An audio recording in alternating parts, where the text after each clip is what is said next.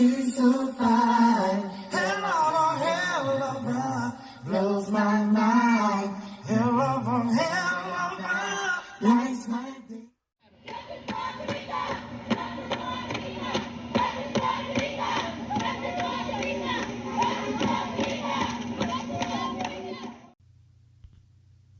What's good, guys? Today is Tuesday, September the 27th, 2022. This video, as you can tell, will be regarding the Kenneka Jenkins case. And specifically, I'm going to focus on her funeral in this video. Now, there's a rhyme and reason for all this. But first, I'm going to show you two videos, and then we're going to take a look at some pictures, and then we're going to have a discussion. So let's go ahead and kick to the videos. Today, a family and a community gathered to say a final goodbye to Kenneka Jenkins. For her to die at a young age, she didn't get a chance to live her life. The Saturday afternoon funeral was held at the House of Hope, the church of former Illinois Senator the Reverend James Meeks. As a tribute, relatives and close friends of the 19-year-old arrived at the far South Side Church in mass, wearing the color purple. The reason we all wearing purple is because that was Kenneka's favorite color. Amid the songs of sorrow and mourning, there was continued speculation fueled by theories of foul play on social media about what happened to Jenkins. The teen was found in a freezer at the Crown Plaza Hotel in Rosemont after attending a ninth-floor party where other people there say there was underage drinking. The little bit that I seen on the on Facebook, you know, it seemed like somebody reached out and grabbed her or something. I don't know if my opinion, I believe she was dead before she got in the freezer. Rosemont police released surveillance video received from the hotel. In the videos, Jenkins appears to be stumbling out of the elevator, around hallways, and in a hotel kitchen. None of the clips show Jenkins walking into a freezer. It's a shame that they had all them cameras when her moving around, but they had no cameras right there when she got put in that freezer. The teen's body wasn't found until almost 24 hours after the family says it made repeated pleas to the hotel and the police. Mostly peaceful protests followed as the family asked the FBI to investigate the circumstances surrounding her death as attorneys for her mother conduct their own. Something is being covered up. Somebody's hiding something. So this afternoon, friends and family pray for justice so they say Kenneka Jenkins can truly rest in peace. I love her. May her soul rest in peace. May her soul go to heaven. Evelyn Holmes, ABC 7, Eyewitness News. And we talked to the Rosemont police today. They tell Eyewitness News there are no new developments in their investigation, and they still say they do not suspect foul play, and they are awaiting toxicology results to learn exactly just how Jenkins died. After weeks of protest and questions surrounding her death, Kenneka Jenkins was laid to rest today. She is the 19-year-old woman who was found dead inside a hotel freezer on September 9th.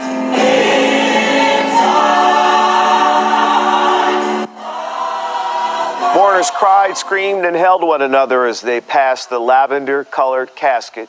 Friends and family wore purple to honor Kenneka. Hundreds of people packed the House of Hope Church for the service.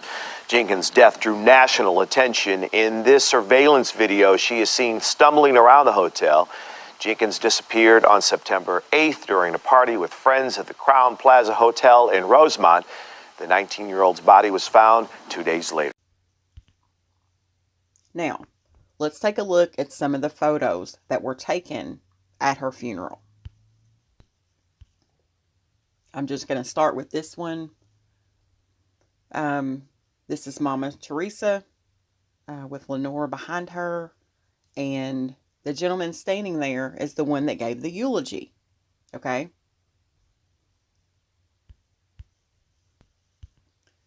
This photo was from the Chicago Tribune. It is them either bringing Kenneka's casket in or taking it out. This is another photo from the service with the dancer, and I don't know the exact name that they go by. But you can see the flowers beside the casket, and she's doing her thing there. Although not the best quality photo, you can tell who this is. They're coming into the service. That's Mama Teresa with Lenore behind her. James Coleman, Lenore's kids, family coming into the service.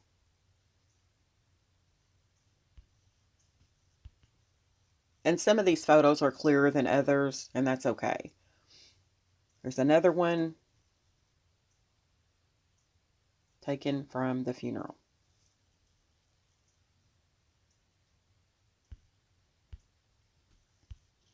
Another one of this young lady doing her thing up there.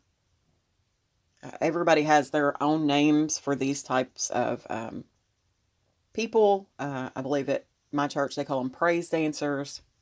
I don't know what she is actually called.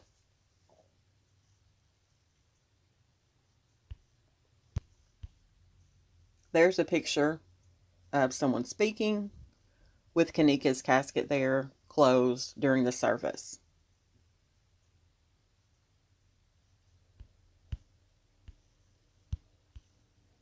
Again, not the best quality, but you can see Kenneka's casket being brought into, or actually, I believe this is actually from the cemetery.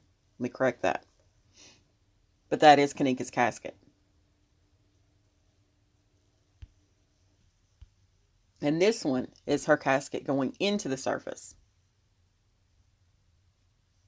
You can see the flowers there with her name on it. The funeral home staff pushing the casket. I think this is one of the more notable photos that people see, and that's Mama Teresa.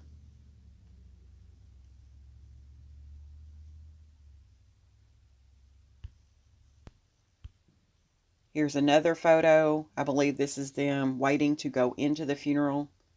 It's family all lined up there. It's Mama Teresa, James Coleman, other family, Lenore, her kids.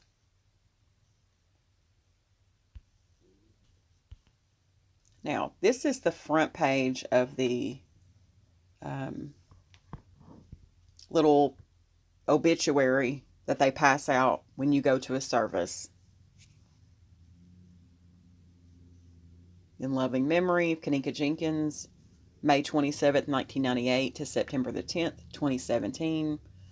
Service, Saturday, September the 30th, 2017. Wake, 11 a.m. Service started at 12 p.m. at the House of Hope, 752 East 114th Street in Chicago, Illinois. Reverend James T. Meeks officiating. Then you have the inside. The wonderful gift of life was given to Kenneka Jenkins on the 27th day of May in 1998 in Chicago, Illinois, to Kenneth and Teresa. She was the second child of 3 children. Kenneka accepted Christ at an early age. Kenneka was a loving and caring person who opened her heart to all. She was an awesome person, always kept and showed she had a heart of gold. Kenneka was called home on Sunday, September the 10th, 2017. She was one of a very large family and was preceded in death by her father, Kenneth, grandfather, Johnny, and Uncle Johnny Jr. Goes on to say, Kenneka leaves to mourn and cherish her memory, her mother, Mama Teresa, her brother, Kenneth Jr., 3 sisters, 2 grandmothers. It plainly lists her grandmothers on there. One grandfather, god babies, aunties, nephews, nieces, uncles, cousins. On the other side, it goes on to list the order of the celebration, the order in which the service is going to go. It shows pictures of Kenneka there. And here is a picture that was tweeted out, and it says, Kenneka Jenkins funeral today. Colors are purple and white. 10,000 plus people are expected to be there, so make it early. This is the church. Just letting people know, this is what the church looks like. This is how it's set up. More pictures from the Tribune. You can see Mama Teresa there with James Coleman, several other family members. They're on their way to the limousine after the funeral service. Here you can see mourners as they're leaving, viewing Kenneka. Lots of emotion there.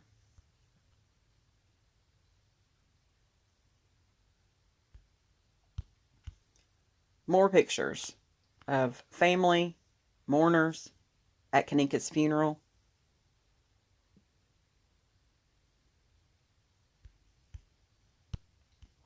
Another picture, courtesy of the Chicago Tribune, where they name the young lady who's doing the praise dance, as I want to call it, or dance in honor of Kenneka Jenkins. It says her name is Del Marie.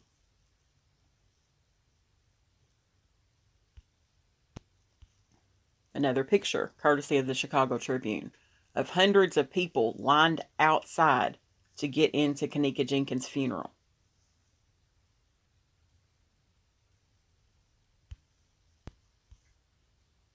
People and family viewing Kenneka Jenkins.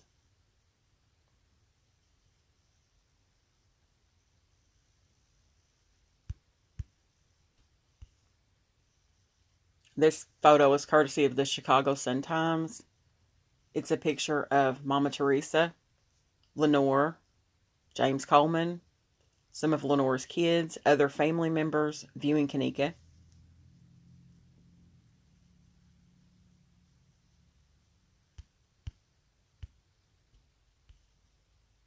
I show all of this because I want people to really process in their brain.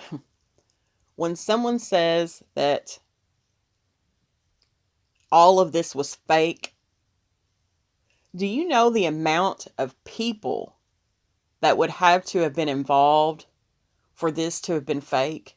And let's get something else straight here while we're here. The Crown Plaza did not pay for this funeral. Okay? That's not true. They offered to pay, but to my knowledge, that offer was declined by Miss Teresa. That's facts. Okay? All of the people from the funeral home to the, let's just take it all the way back, from the Cook County Medical Examiner's office to the funeral home, to the people that printed the obituary, to the people involved in setting up the funeral, to the church, to the pastors, to the family, to the friends, to the strangers who didn't even know Kenneka who went to her funeral. You're going to tell me that all of these people went along with this fake plan? Come on, man. That don't even make sense. When I hear that, it's frustrating because when people actually believe that, if you would just process in your brain the amount of people that would have to keep their mouth shut. And I know there's a lot of people that's involved in this case that can't hold water. You can tell from their Facebook posts, their Instagram posts, they can't hold water. They run their mouth all day. And you think these people would be quiet? Come on, man. So I just wanted to do this video as a reminder that when people say that, it's comical in the sense that someone actually believes that. So I'm going to end the video on that note, but I just wanted to do this video just because it was on my mind. And I'm going to end it on that. You guys have a great day.